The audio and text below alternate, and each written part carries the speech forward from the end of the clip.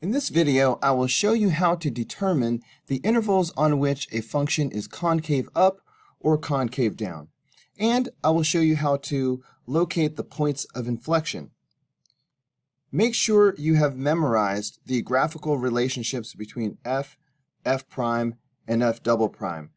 When we are talking about concavity, we are focusing on the relationship between f and f double prime. If f double prime is positive, the function is concave up. If f double prime is negative, the function is concave down. So we need to find f double prime. But first, we need the first derivative, f prime. So let's find that. F prime is going to equal, using the power rule, we have negative 3x squared. Power rule again, we have 12x, and that's it. The derivative of a constant is 0. Now let's find the second derivative, f double prime. Again with the power rule, so we have negative 6x plus 12. Let's go ahead and write this in factored form, which will get us ready for the next step. So factoring out a negative 6, we will have an x minus 2 on the inside.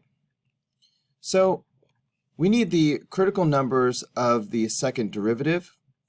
Those will be the values that cause the second derivative to equal 0 or cause the second derivative to be undefined.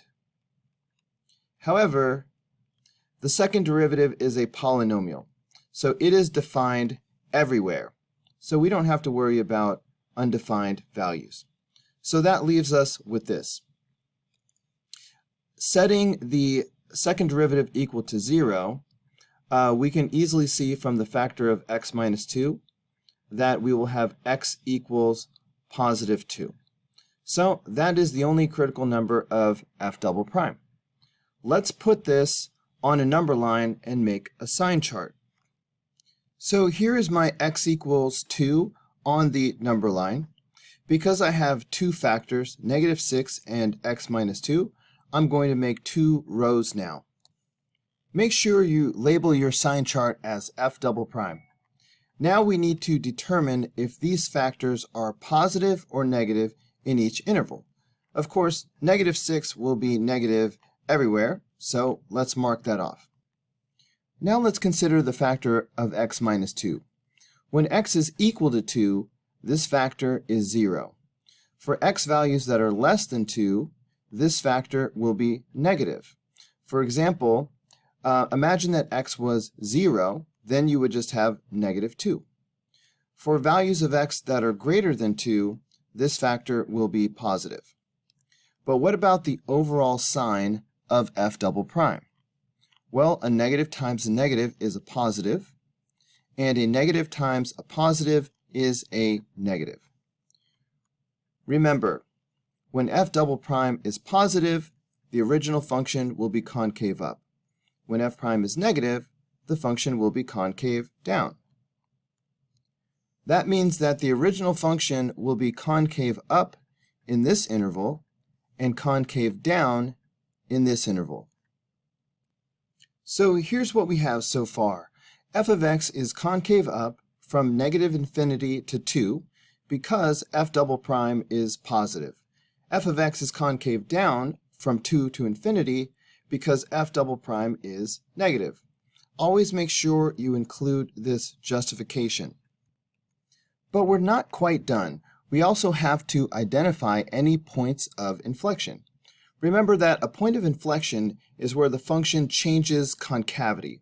For example, if the function goes from concave up to concave down, that change will happen at a point of inflection. We know that when the function is concave up, the second derivative will be positive. When the function is concave down, the second derivative will be negative. So we can find a point of inflection by finding where the second derivative changes signs. Looking at the sign chart, we notice that the second derivative does change signs from positive to negative at x equals 2. So we know that there is a point of inflection at x equals 2. Let's summarize and justify. F of x has a point of inflection at x equals 2 because f double prime changes signs. Let's do the same thing for number 20. Step 1 is to find the first derivative. We will have to do the product rule. So for the product rule, we will take the derivative of the first factor. And for this, we have to do the chain rule. So the derivative of the outer function is 3 times parentheses squared. But then there is the inner part, which is x minus 2. Technically, we have to multiply by the derivative of the inner part, but since that's 1, I'm not going to bother writing that down. So that is the derivative of the first factor, but then we multiply by the second factor unchanged, so x minus 1. And then we do addition, and now we go through again, but this time we leave the first factor alone and we take the derivative of the second factor. So I'm leaving the first factor alone, x minus 2 cubed. And I take the derivative of the second factor, but that's just 1, so I'm not going to write anything. So this is the first derivative. Now I need to find the second derivative.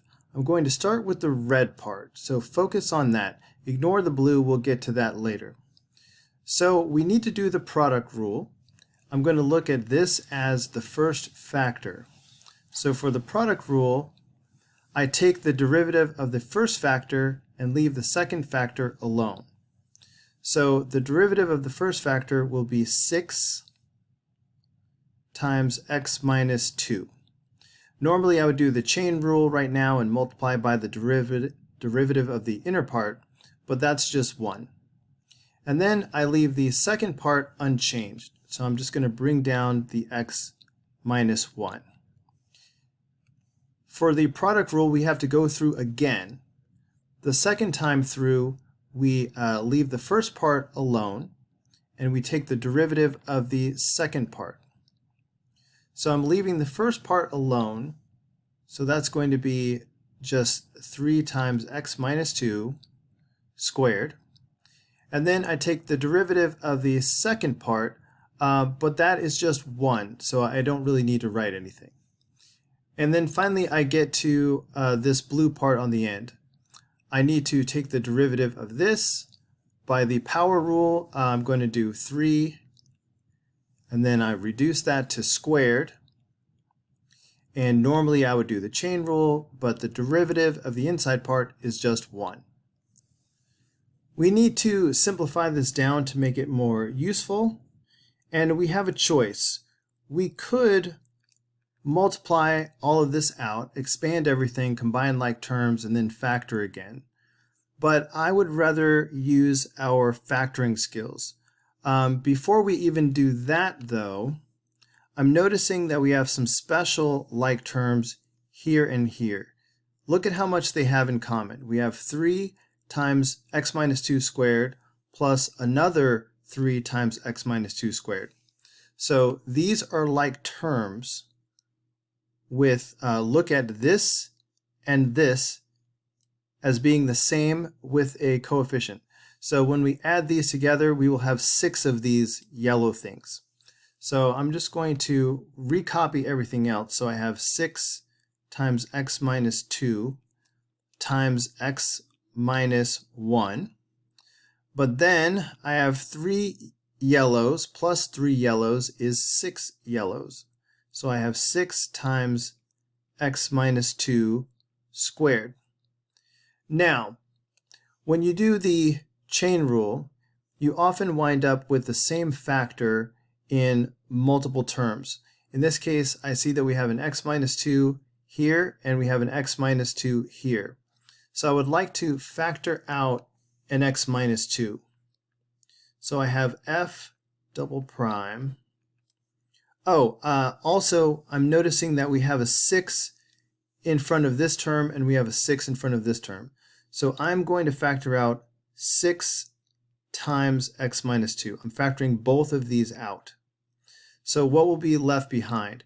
If I take away the 6 and the x minus 2 from this first term, that's just going to leave the x minus 1 right here. I've taken this 6 away, so that's gone. There are two factors of x minus 2. I've taken away one of them, so that's still going to leave an x minus 2. So now I have this. So this will simplify as f double prime equals, I think I'll leave it like this for one more step. So I have 6 times x minus 2, and then this, we can ignore the parentheses in here. This is really x plus x is 2x, and then negative 1 plus negative 2 is negative 3. In fact, this is what we want. Factored form, yeah, let's just use this. It's time to find the special numbers for f double prime. The special numbers will be the numbers that cause f double prime to equal 0 and the numbers that cause f double prime to be undefined. This is a polynomial, so there are no x values that will cause this to be undefined. So let's just talk about which x values will cause this to equal 0. In factored form, you can just imagine setting each of these factors equal to 0. So we would get x equals 2, and adding 3 dividing by 2, we get x equals 3 over 2. So these are the special numbers that we will put on the number line, and we will use them to make our sign chart. I've placed those two special numbers in order on the number line.